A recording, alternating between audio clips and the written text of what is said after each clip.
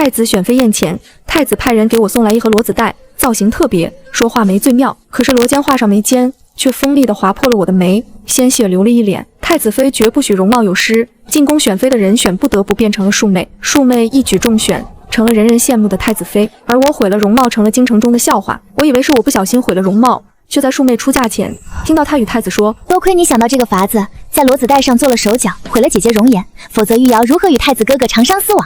若非你出身庶女，母后不同意你为正妃，我也想不出这个法子。太子妃要出自崔家，玉瑶毁了容，那太子妃就只能是你。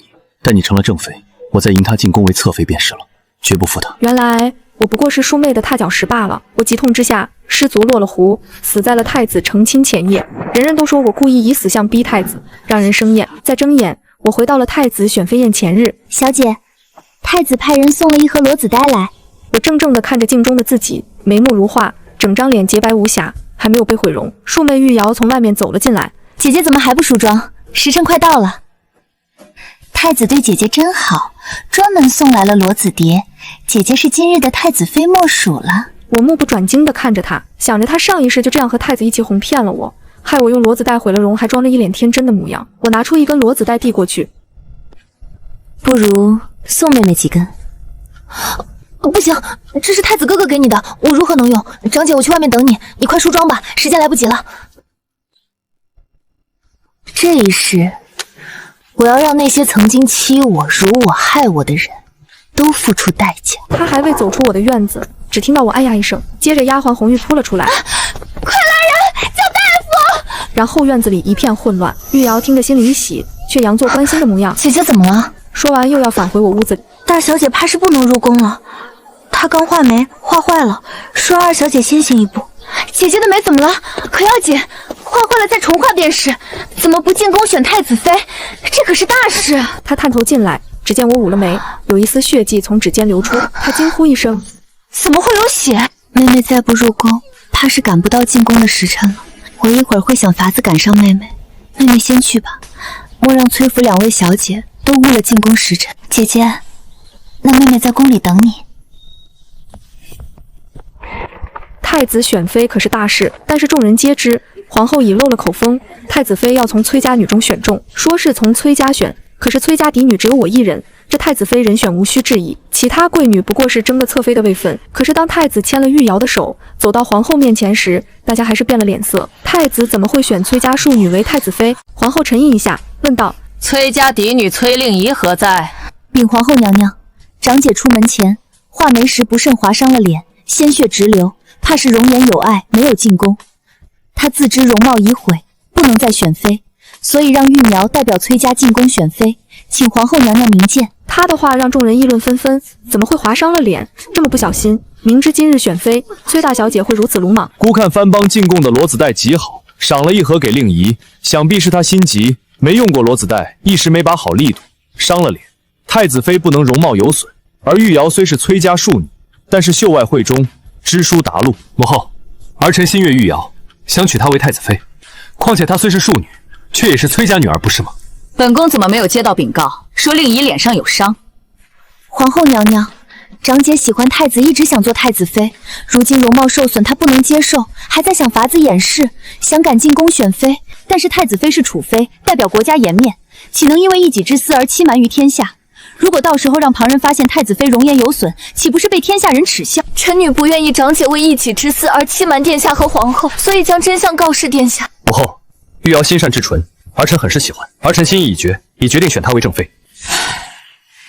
既如此，来人，拟旨崔氏玉瑶为太子正妃，择吉日完婚。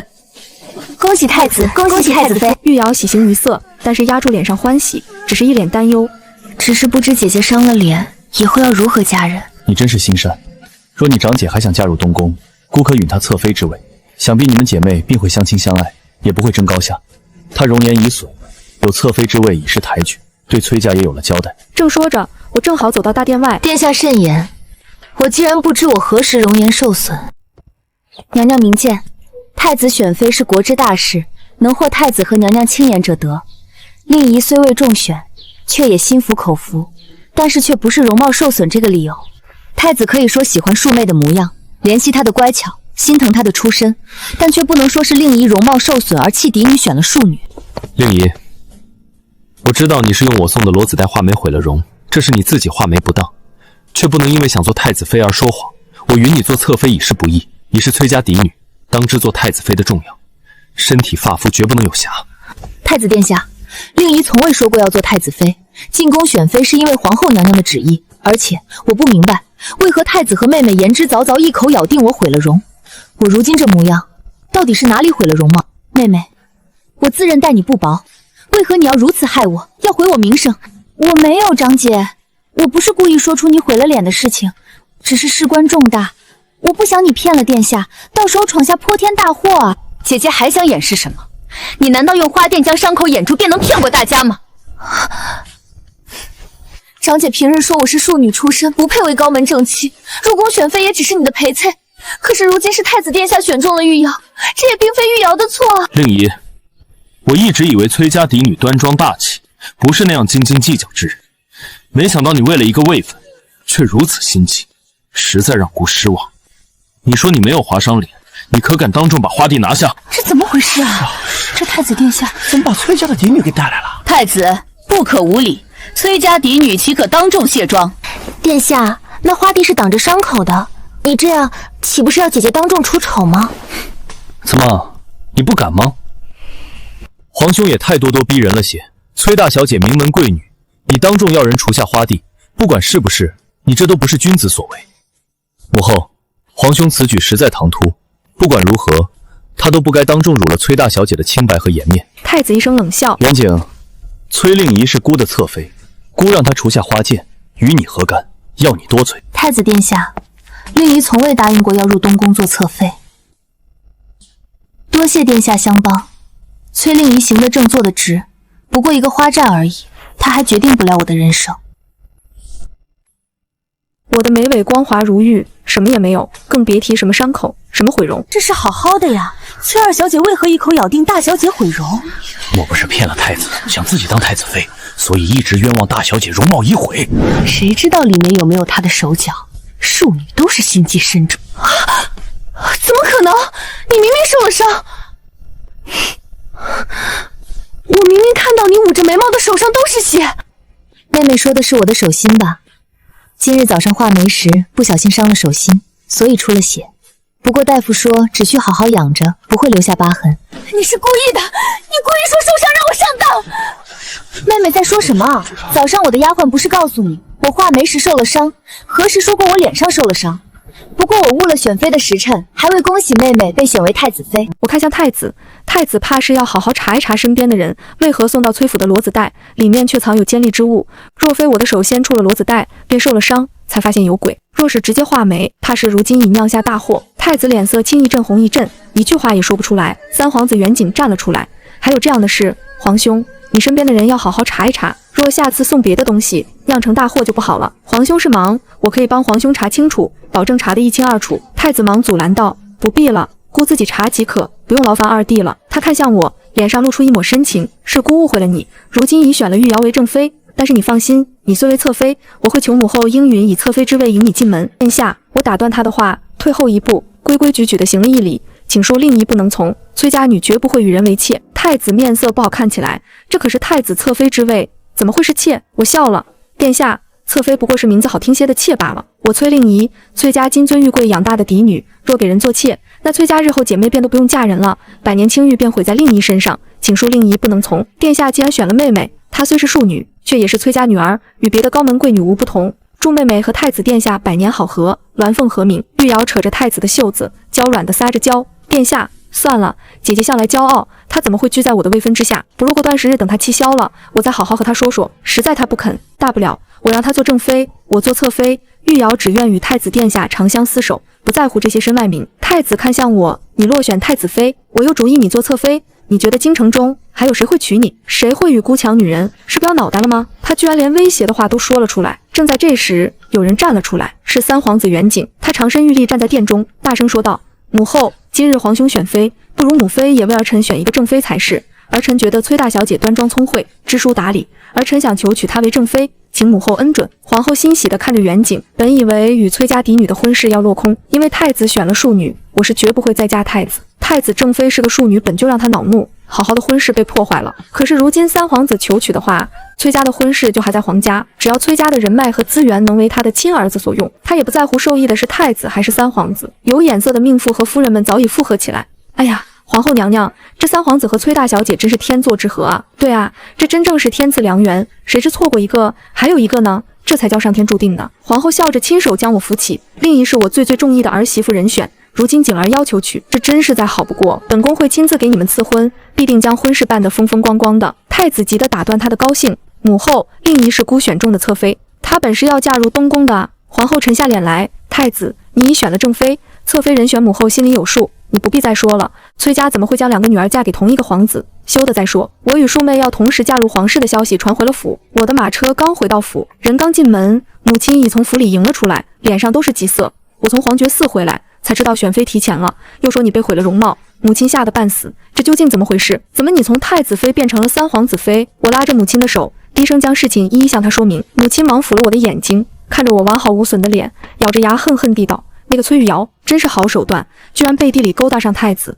要毁你容貌。父亲铁青着脸，崔家锦衣玉食养着他，还填不满他的野心，居然连嫡姐都敢算计，好得很。玉瑶一进门，父亲一声暴喝：逆女，跪下！你做的好事，居然敢算计你的长姐，你是不是打算她毁了容貌，你就顺理成章成了太子妃？玉瑶跪在地上只会哭。父亲，你向来疼爱姐姐，可是我是冤枉的，那骡子带是太子送的，女儿什么也不知晓啊，而且太子妃也是太子选定的，我怎么敢反抗？为了崔家只能应下。父亲一声冷笑：太子可是好算计，让你做太子妃，毁了令仪的容貌，让她做侧妃，崔家两个女儿都落在她手上，崔家只能被她所用。好算计，好心机啊！然后看向玉瑶，你既然这般厉害，为自己争取了一门好亲事，那便如你所愿，你便去做你的太子妃。但是也不要说是我崔家的女儿。玉瑶不可思议地看着父亲，爹爹，我也是你的女儿啊，我为何为自己争一门亲事？是因为你偏心长姐，只为她考虑，从不为我考虑。凭什么她的亲事就是太子妃，而我便要从一些高门嫡次子中选？我就不能做一个高门宗父吗？我开口道：妹妹好糊涂，你以为高门宗父这般容易做？这儿女联姻是两家之事，稍有不慎便是万劫不复。崔家有一个女儿入火坑还不够，还有两个女儿去填，那见不得人的去处，只有你觉得是洞天福地。玉瑶一脸嘲讽地看着我，姐姐说的真好听，若不是洞天福地，姐姐怎么费尽心机也要做太子妃呢？太子如今已选我为正妃，姐姐你再不甘，也试着低头做侧妃吧，也试试低人一头的感觉。我看着她得意的模样，轻笑一声：崔玉瑶，东宫太子妃，除了你，我一点兴趣没有，更别提太子侧妃。你放心的待在东宫吧，无人与你抢那个位置。父亲吩咐下人，二小姐从今日起禁足，没有我和夫人的允许，不许踏出府一步。夜里，父亲与我长谈，想必太子一定不会死心，怕是还会纠缠不清。毕竟皇后赐婚的圣旨未下，一切都做不定局。果然，第二天一早，丫鬟便来说，太子带了礼物已进了太傅府，说要给我赔礼道歉。他是太子，若我不见就是大不敬，我只能出来见他。太子一见到我，便一脸的愧疚地说：是姑想差了，也想得太简单，没想到差点害了你。只是玉瑶实在可怜，她是庶女，若她进东宫还是侧妃，怕还是被人欺负看不起。所以我想你们是姐妹，必不会计较。但是母后主意于你是正妃，我没办法，想着或你脸上有悔，母后便会同意我娶另一个崔家女。但是我想过了，这骡子带只能让你眉间受悔，而我不会计较你变丑的模样，我会娶你为侧妃，这样你们姐妹都能同进东宫，岂不成了一段佳话？我不可置信地看着这个男人，居然把毁掉一个女子的容貌说得如此理直气壮，这人居然还是我们天朝的储君，实在令人心寒。他看着我，想着以他的真诚，我必感动不已。我却上前一步，朗声问道：太子殿下，你明知女子容貌有多重要，你还故意毁我容貌，你居然毫无悔过之意。太子怔了一下，说道：可是我说了我会娶你为侧妃，我会负责的呀。我被气笑了，殿下，所幸令仪无需嫁你，如今皇后娘娘已将我许配于三皇子，以后此事就不必再提了。太子急了，上前一把拉住我：令仪，这太子正妃之位，你就这么想要吗？可是若是褫夺了玉瑶的太子妃之位，你让旁人怎么说你？会说你小气，抢妹妹的夫君，对你名声不好啊。而且我说了，我不会专宠玉瑶，我对你们的宠爱必是一样的。我甩开手，大可不必，我不会嫁一个满心算计要毁我容貌之人，而且背着我与庶妹勾搭成奸，实在让我恶心。太子皱着眉不悦，但是又无可奈何的样子。令仪，或你真的这么在意未婚，那太子正妃还是让你来做。玉瑶懂事乖巧，想必不会计较这个，加上你如今容貌无损，又是崔家嫡女，想必换一个未婚，母后必定愿意。她理所应当的觉得想娶谁便能娶谁的模样，实在让人不齿。太子皇兄是说要娶我的王妃吗？难道皇兄忘记了母后已说为我与崔大小姐赐婚？她如今是我的未婚妻，皇兄怕是忘记了。从花厅外传来三皇子远景的声音，他迈步进来，手里拿着一支腊梅，递给我。今日母后院子里腊梅开了，我摘了一支给你插瓶，没想到皇兄也在。我笑着接过梅花，多谢殿下，我很喜欢这梅花，我倒知晓京郊有一处赏梅极好，不知殿下可有空，可以一同赏梅。远景笑得儒雅，拿过丫鬟手中的白狐披风为我披上。我今日正是来邀你去赏梅，没想到我们想到一处去了。太子脸色发青，咬着牙，远景，你可知你在干什么？你在与我抢人？远景无奈的一摊手，皇兄，这是御赐的婚事，父皇已知晓此事，极是高兴，已安排礼部拟旨，怕是圣旨今日便会下达。这样的赐婚，怎么算得上与皇兄抢人？何况皇兄不是当着众人说了，心仪的是崔二小姐，会娶她为太子正妃吗？满殿的命妇和贵女皆可作证啊！太子恼羞成怒，正要发火，玉瑶怯生生地站在门外，穿着单薄的裙子，怔怔地看着太子，眼里都是泪。太子殿下，你不要玉瑶了吗？你后悔选我为太子妃了是吗？说完，眼泪已如滚珠般落下。我见犹怜，楚楚可人。往日里太子见他楚楚可怜，便心生怜惜，可如今却莫名的有厌烦之心。你哭什么？身为太子妃，要为孤为忧解难，如若可以助孤一臂之力的，让出太子妃位又有何妨？难不成你和那些爱慕虚荣的女子有何区别？你不是说愿意与我在一起，不论名分你也心甘情愿的吗？玉瑶上前扯住他的衣角，只泪眼连连。玉瑶实在害怕殿下心里有了别人，不再怜惜玉瑶而已。我与三皇子懒得再听他们的话，相携出了府，上了马车，直奔了京郊的梅林。赏梅归来，还摘了几枝献于皇后娘娘。皇后娘娘凤颜大悦，果真是世家女出身，知书达理，再大的风浪也不形于色。就是不做太子妃又如何？如今与我皇儿也是天作地设的一双人，而他跟前站着的，正是跟着太子进宫，侍奉在皇后跟前的玉瑶。而皇后宫中还有几位贵女，皇后正要为太子选取侧妃，看见远景送了梅花还未离开，不由问：景儿，可要为你选2个侧妃？正好母后这里还有几本画册，你看看。远景忙道：母后，儿臣不恋眷儿女私情，有王妃一人足矣，不会再娶侧妃。一生一世一双人，便是儿臣的想法。在场的贵女心生羡慕，而一旁的玉瑶则咬碎了牙，因为刚刚皇后为太子选了2个侧妃，太子一点没犹豫地答应了，还喜气洋洋，因为侧妃母家一文一武，正好有助于他。对比之下，三皇子对侧妃的拒绝让玉瑶心生嫉恨，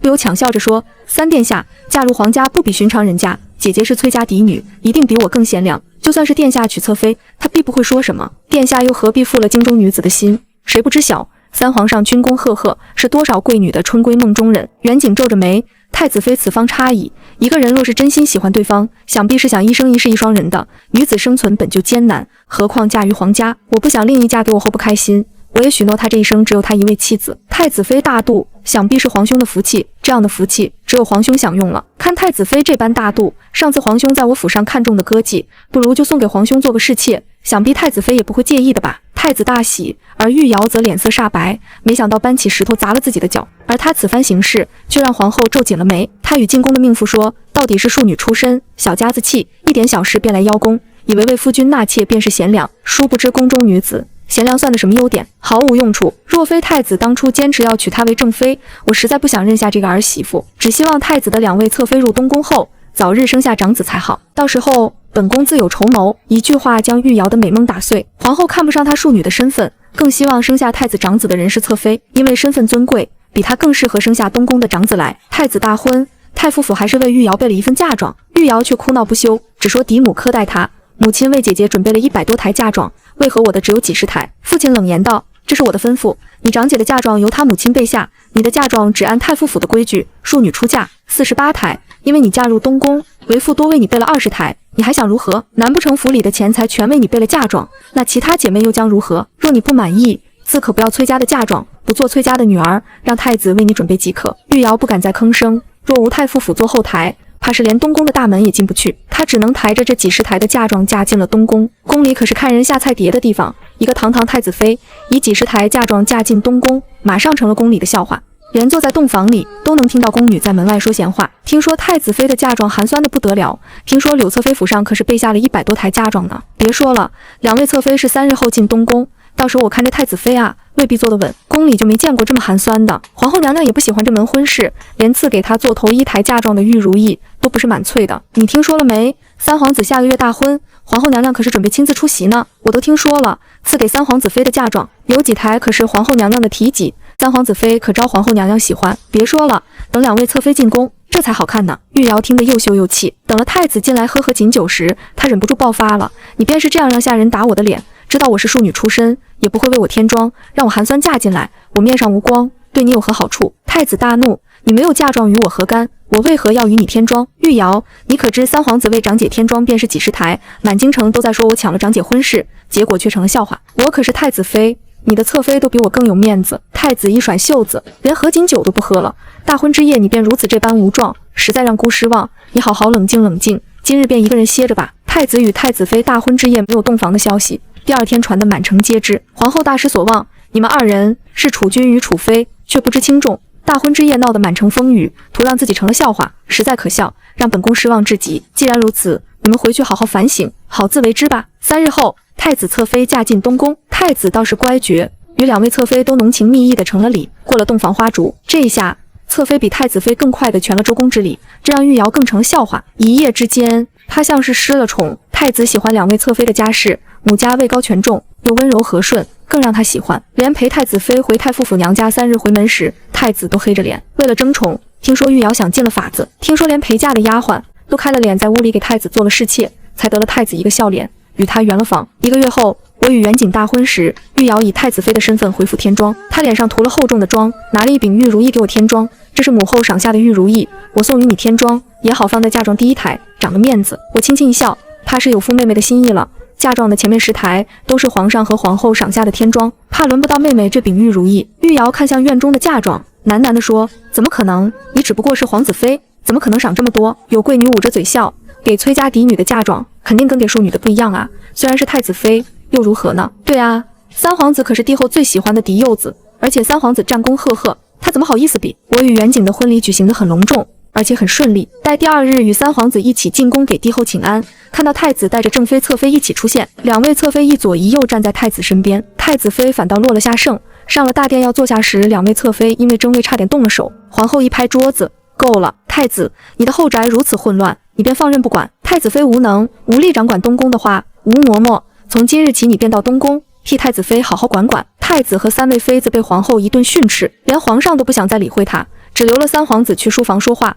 而早早打发了他们几人回宫。因为元景大婚后，皇上说他也算成家立业，开始把一些要务交于他处理，他都办得极好，甚得朝臣和皇上的称赞。而父亲也用崔家的人脉为他铺路。没出半年，元景在朝中隐隐有了压过太子之事。听说东宫里太子和太子妃大吵了一架，太子责怪太子妃对他毫无帮助，只会用这庶女的出身拖累他，还不如将正妃之位让出来，让侧妃有贤能者来当。他甚至放出话来说，哪个侧妃先生下长子，便有可能抬为正妃。这话无异于给崔玉瑶重重一击。他四处寻医求药，想早一步怀上子嗣，不料太医都滋滋他觉得不对，寻了宫外的大夫悄悄把了脉，这才知道他不知何时喝下了大寒的药物，如今寒气入体，恐怕是不能有子嗣了。太子妃若不能有子嗣，这个后果不言而喻，这恐不是太子或是皇后受益，他们不想他生下储君的孩子。这也意味着，想必就算日后太子登上大宝，他也与后位无缘了。他像疯了一般，猩红着眼质问太子为什么，太子却轻描淡定地说：既然知晓，又何必再问？你的身份若生下长子，对孩子并不是好事，你出身实在上不得台面。当初我选你做太子妃，实在太草率了，我如今后悔也晚了。但是你放心，你就算没有子嗣，我也不会不要你，日后荣华富贵也是少不了你的，只是后位你便别再奢望了。说完，太子甩开他，径直地离开了，头也不回。大家都以为崔玉瑶怕是会大闹一场，没想到他居然认命了，不哭不闹，反正还时不时炖了补汤去看两位侧妃。东宫内宅居然变得和谐无比，直至皇后寿辰，我因为闻着鱼腥作呕晕了过去，被太医诊出有了喜脉。以后大喜，流水一般的赏赐赏下来，看我的眼神又疼爱又是喜欢。元景更是在我身边手忙脚乱，恨不得喝口水都喂到我嘴里才好。而双亲在席上得知，也喜形于色，高兴得不得了。皇后又不满地看着太子，按理说你比你皇帝成亲更早，3位妃嫔怎么一个都没有身孕？不如趁着太医在，让太医看看。结果却发现了大事，太子和2位侧妃都被人下了最猛的绝子药，怕是不能再生养了。皇后大惊失色，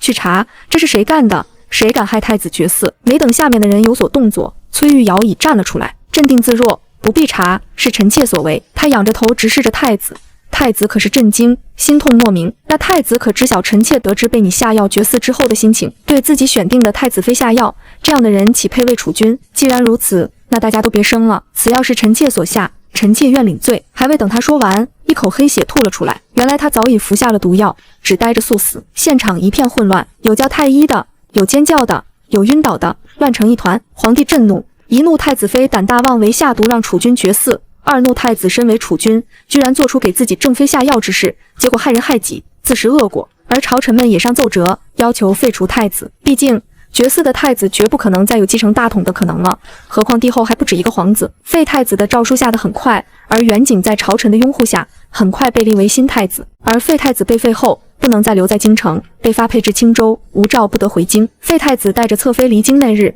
正是我与元景入宫册封之日。我们的车驾与废太子的马车擦肩而过，他的轻油布马车简陋朴素，而新太子的车驾是按着太子的遗制定做，豪华而气派。行驶在宫门前，废太子小破马车被拉至一旁，风吹起帷布。我看到废太子的脸，他复杂的眼神看向我，像是后悔，也像是绝望。而我穿着太子妃的服制，与元景坐在一起。车外，内侍大声宣报：迎太子、太子妃入宫。车驾向前，正如我们各自的人生，背道而驰，越行越远。册封大典的礼乐声震彻宫闱，明皇与朱红交织的仪仗从承天门一路铺展至东宫。我身着绣着九滴金凤的太子妃朝服，端坐在鎏金七宝辇中，身侧的元景一身太子蟒袍，眉目温润却难掩威仪。车驾行至宫门前，与废太子那辆简陋的轻油布马车擦肩而过时，我垂眸看着指尖掐着的赤金镶红保护甲，心中无半分波澜，唯有一声清浅的叹息。为上一世的崔令仪，也为这一世落得如斯下场的废太子与崔玉瑶。崔玉瑶服毒之后，虽被太医全力抢救回了性命，却落得个经脉尽损、口齿不清的下场。皇帝念及崔家颜面，未将他赐死，只是废了他的太子妃位，贬为庶人，囚于京郊的感业寺，终身不得踏出一步。父亲得知此事后，只是沉默良久，最终命人送去了一些银两与衣物，却再未提过这个女儿。崔家的宗谱上也自此抹去了崔玉瑶的名字，仿佛这个庶女从未在太傅府存在过。废太子被发配青州那日，京郊的官道上寒风萧瑟，他的马车行至城门时，曾勒马回头望了一眼巍峨的宫墙，那眼中的悔恨与不甘，被守城门的侍卫看在眼里，传进了宫中，也传到了我与元景耳中。元景彼时正握着我的手，为我揉着因怀有身孕而酸软的腰。听闻此事，只是淡淡道：路是他自己选的，怨不得旁人。我靠在他肩头，指尖划过他腕间的玉扣，轻声道：他总以为一切尽在掌握，以为崔家的女儿无论是嫡是庶，都该为他的储君之位铺路，却忘了人心不是棋子，岂能由他随意摆布。元景低头吻了吻我的额头，眸中的温柔似化不开的春水。往后有我在，无人再敢欺你，也无人再敢将你当作棋子。册封大典过后，我正式入主东宫，成了名正言顺的太子妃。与上一世崔玉瑶那寒酸的太子妃之位不同，我的册封礼由皇后亲自主持，皇上更是赐下了无数珍宝。崔家的嫁妆浩浩荡荡摆了满东宫的偏殿，京中无人不羡，无人不叹，说崔家嫡女终究是有福之人，错过一个储君，却得了一个更疼惜她的太子。只是入主东宫，并非是安稳度日的开始，后宫与前朝本就盘根错节。元景新被立为太子，朝中上有不少救太子的党羽，虽不敢明着作对，却也在暗中伺机而动。而宫中的妃嫔也因元景的太子之位多了几分心思。皇后虽疼惜元景，也中意我这个太子妃，却也免不了为他考虑后宅之事，曾几次旁敲侧击，想为元景选几位侧妃，充实东宫，也好为皇家开枝散叶。那日在坤宁宫请安，皇后握着我的手，看着我微隆的小腹，笑道：令仪，你如今怀着身孕，身子重，景儿身边也需有人伺候。本宫瞧着礼部尚书家的千金，还有镇国将军府的小女儿，皆是品貌端庄的好姑娘，不如选入东宫，做个侧妃，也好帮你打理东宫琐事。我放下手中的茶盏，微微欠身，语气恭敬却坚定：母后厚爱，令仪心领了。只是元景曾与我许诺，一生一世一双人，如今他继承了太子，这话或许在旁人看来太过矫情，可令仪信他，也信母后知晓，元景并非是沉迷后宅之人。东宫的琐事有嬷嬷与宫女打理，无需旁人费心。何况令仪如今怀着身孕，只求安安稳稳生下孩子，不愿后宅生乱，扰了元景的心绪，也扰了宫中的安宁。皇后看着我，眼中闪过一丝赞许，又有几分无奈：你这孩子倒是与景儿一样执拗，只是皇家不同于寻常人家，太子乃是国本，开枝散叶乃是大事，你如今只怀了一胎，若是日后有个万一，岂不是让皇家断了香火？母后放心，我抬眸，目光澄澈，令一定会好好养胎，为元景生下嫡子，日后也会多为皇家开枝散叶。只是侧妃一事，还请母后莫要再提，元景的心意便是我的心意，东宫之中有我一人足矣。正说着，远景便从外面走了进来，听闻了皇后的话，当即走到我身边，揽住我的腰，对皇后道：“母后，儿臣的心意与令仪一样，此生儿臣为令仪一人而已，侧妃也罢，侍妾也罢，儿臣皆不需要。皇家的香火，儿臣自会与令仪一同延续，无需旁人插手。”皇后看着二人这般模样，终是无奈地摇了摇头，叹了口气：“罢了罢了。你们二人情投意合，本宫也不愿做那棒打鸳鸯的恶人。只是日后若是朝臣们进言，你们可莫要怪本宫不帮你们。”远景笑着扶皇后坐下，儿臣谢母后体谅，朝臣那边，儿臣自会去说，定不会让母后为难。从坤宁宫出来，走在回东宫的路上，御花园的腊梅开得正盛，暗香浮动。远景牵着我的手，一步一步走在石板路上，步伐缓慢，生怕累着我。我靠在他身侧，轻声道：“今日之事，怕是会让母后心中有芥蒂。无妨。”远景握紧我的手，母后疼我，也知晓你的品性，不会因这点小事便怪罪于你。至于朝臣那边，我已想好说辞，太子的后宅清静，方能专心处理朝政，这理由足够堵住他们的嘴了。我抬头看他，阳光透过腊梅的枝桠，落在他的眉眼间，温柔的让人心安。上一世，我错信了太子的花言巧语，落得个毁容溺亡的下场。这一世，我幸而遇见了远景，他护我周全，许我一生，让我知晓何为真正的良人。东宫的日子过得平静而温馨。远景每日处理完朝政，便会立刻回到东宫，陪我说话，为我描眉，或是牵着我的手，在东宫的庭院中散步。他从不让我处理繁杂的公务，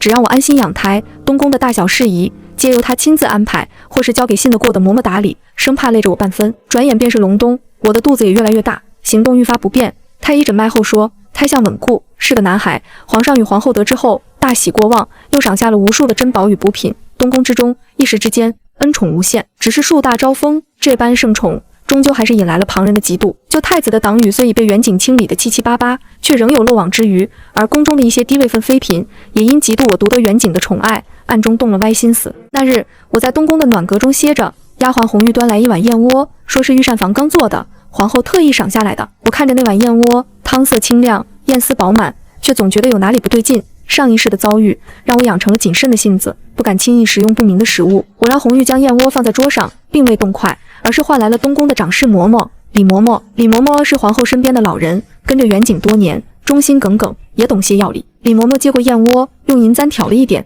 放在鼻尖闻了闻，又用银针试了试。银针虽未变黑，可李嬷嬷的脸色却沉了下来。太子妃，这燕窝不对劲，里面加了少量的红花粉，虽不致伤及胎气，却会让您身子酸软，若是长期食用，怕是会对腹中胎儿不利。我心中一寒，皇后素来疼我，定然不会做出这样的事。这燕窝定是有人在御膳房动了手脚，假借皇后的名义送来害我。红玉吓得脸色惨白，扑通一声跪下：“太子妃，奴婢该死，奴婢没有仔细检查，差点害了您和小殿下。起来吧，这不怪你。”我摆了摆手，目光冷冽。御膳房乃宫中重地，岂是旁人能随意动手脚的？看来有人是急不可耐了，想在我这腹中孩子身上做文章。远景回来时，听闻了此事，当即震怒，命人彻查御膳房以及送燕窝来的工人。一番彻查之下，很快便有了结果。原来是御膳房的一个厨娘被废太子的生母惠妃买通，在燕窝中加了红花粉。惠妃本是宫中的低位分妃嫔，因废太子被废，心中怨恨远景于我，便想暗中害我，让我失去腹中孩子，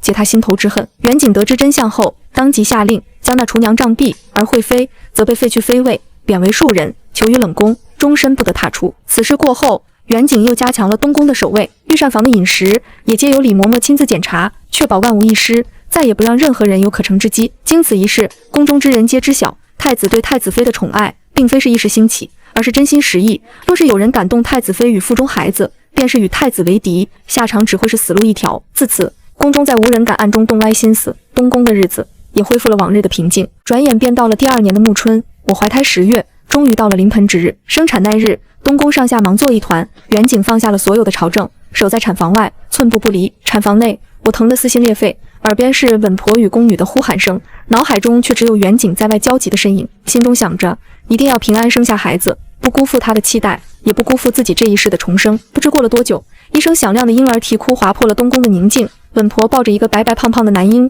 从产房内走出来，喜滋滋地对远景道：“太子殿下，恭喜殿下，太子妃娘娘生了个嫡子，母子平安。”远景当即冲进产房，不顾产房内的血腥气，走到床边，紧紧握住我的手，眼中满是心疼与喜悦，声音都带着颤抖：“令仪，辛苦你了，你做得很好。”我看着他泛红的眼眶，虚弱地笑了笑，轻声道：“孩子还好吗？”“很好，白白胖胖的，像你。”远景低头吻了吻我的额头，以后我们有孩子了。皇上与皇后得知嫡皇孙出生的消息，当即驾临东宫，看着襁褓中的孩子，龙颜大悦，当即赐名元成，字季安，意为承继大统，平安顺遂，并下旨封元成为皇长孙，享亲王待遇。皇长孙的出生，让远景的太子之位更加稳固。朝中的朝臣们也皆对远景心悦诚服，再也无人敢质疑他的能力。崔家也因我生下嫡皇孙，愈发荣宠，父亲被皇上加官进爵，母亲也被赐了诰命。崔家一时之间成了京中最炙手可热的世家。元成满月那日，皇上在宫中大摆宴席，宴请文武百官与宗室亲贵。宴席之上，皇上抱着元成，笑得合不拢嘴，对元景道：“景儿，你与令仪皆是朕的好儿女，这孩子更是朕的心头肉，日后定要好好教导，让他成为一个合格的储君。”元景起身行礼，恭敬道：“儿臣遵旨，定与令仪一同教导成儿，让他成为一个为国为民的好皇子。”宴席之上，觥筹交错，欢声笑语，唯有一人显得格格不入，那便是废太子的生母惠妃的妹妹丽嫔。丽嫔因惠妃之事，心中对我与元景怨恨颇深，却又不敢明着作对，只得在宴席之上冷嘲热讽，说我不过是个世家女，生了个孩子便恃宠而骄，后若是元景成了皇帝，怕是会学那前朝的妖后，独霸后宫。这话一出，宴席之上的欢声笑语瞬间消失，所有人的目光都落在了丽嫔身上，皇上的脸色也沉了下来。元景当即起身，目光冷冽地看着丽嫔：“丽嫔娘娘，饭可以乱吃，话却不能乱说。令仪乃是朕亲自册封的太子妃，贤良淑德，温婉大方，岂是你能随意诋毁的？前朝妖后之事，岂是能随意拿来比拟的？你这般口出狂言，莫不是仗着自己是惠妃的妹妹，便敢在宫中无法无天？”丽嫔被元景的气势吓得浑身发抖，却仍强撑着道：“太子殿下，嫔妾只是实话实说，太子妃独霸东宫，不让殿下选侧妃，这难道不是恃宠而骄吗？日后殿下成了皇帝，后宫之中只有他一人，岂不是要乱了后宫规矩？后宫规矩乃是皇上与皇后定的，何时轮得到你一个小小的丽嫔智慧？”我缓缓起身，走到元景身边，目光平静地看着丽嫔：“丽嫔娘娘，我与太子情深意笃，太子愿许我一生一世一双人，这是我们二人的心意，与旁人无关。何况东宫之中虽无侧妃，却也井井有条，从未乱过规矩。倒是娘娘今日在皇长孙的满月宴上口出狂言，诋毁太子妃，扰乱宴席，这才是真正的不守规矩吧？”皇后也沉下脸，对丽嫔道：“丽嫔，你太放肆了！令仪乃是本宫看中的太子妃，贤良淑德，深得本宫与皇上的喜爱，你竟敢在今日这般重要的日子诋毁她，实在是胆大包天！”来人，将丽嫔拖下去，掌嘴20，禁足于宫中，思过半年。侍卫当即上前，将丽嫔拖了下去。丽嫔的哭喊声渐渐消失在殿外，宴席之上又恢复了往日的欢声笑语。只是所有人心中都清楚，太子与太子妃的心意，无人能改，也无人敢再随意智慧。元成100日之时，皇上又下旨赏赐了无数的珍宝，还特意为元成修建了皇长孙府，规模堪比亲王府。而我与元景的感情，也因元成的出生愈发深厚。元景待我依旧如初见时那般温柔，甚至比往日更加体贴。每日处理完朝政，便会第一时间回到东宫，陪我与元成，日子过得平淡而幸福。时光飞逝，转眼便是3年，元成已经长成了一个粉雕玉琢的小男孩，聪慧伶俐，深得皇上与皇后的喜爱，宫中之人皆称他为小神童。而我也再次怀上了身孕，这一胎是个女儿。元景得知后欣喜若狂，对我更是呵护备至，恨不得将世上最好的东西都送到我面前。这3年间，元景在朝中的势力愈发稳固，他励精图治，轻徭薄赋，重用贤能，清理奸佞，深得朝臣与百姓的爱戴。皇上也对他愈发满意，将朝中的大部分权力都交予了他，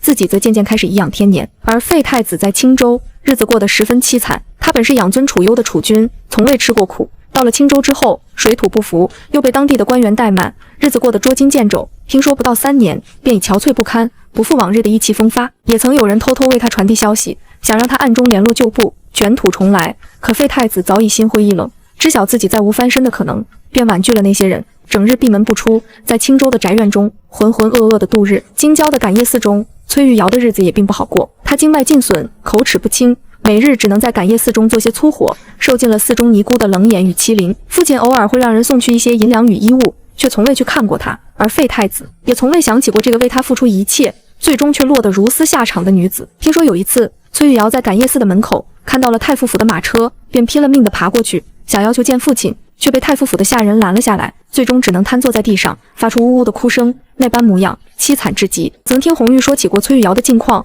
心中虽有几分唏嘘，却并无半分怜悯。路是他自己选的，上一世他与废太子合谋，毁我容貌，害我溺亡，这一世他又执迷不悟，以为能靠着废太子一步登天，最终落得个如此下场。皆是咎由自取。这年的冬天，皇上因年事已高，加上风寒缠身，一病不起。朝中的所有事务皆由远景全权处理。远景一边处理朝政，一边照顾皇上，还要顾及我与腹中的孩子，整日忙得脚不沾地，却从未有过一句怨言。每日回到东宫，依旧会笑着陪我与元成，只是眉宇间的疲惫却难以掩饰。我看着他日渐消瘦的脸庞，心中十分心疼，便主动承担起了照顾他的饮食起居，每日亲自为他熬汤煮粥，为他揉肩捶背，让他能在忙碌之余感受到一丝温暖。远景看着我这般，心中十分感动，常常抱着我轻声道：“令仪，有你在真好。”皇上的病时好时坏，太医们束手无策，只能尽力调理。朝中的一些宗室亲贵见皇上病重，便又开始蠢蠢欲动，暗中联络，想趁乱谋夺皇位。